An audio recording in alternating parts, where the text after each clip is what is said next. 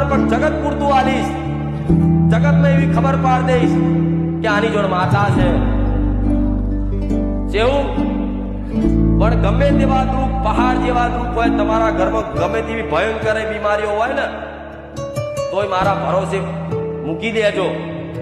મને ખબર છે એનો કારણો શું શું છે, મારા તમને જણાવવા છે. પણ જેને જેટલું લખેલું છે ભોગવવાનું, એટલું આ ધરતી પર ભોગવવું જ પડશે. એમાં હું માતા કશું નહીં કરી.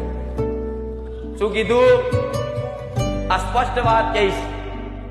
જેને જેટલું એના કર્મો અનુસાર એને ભોગવવાનું છે, એને ભોગવ્યા વગર છૂટકો.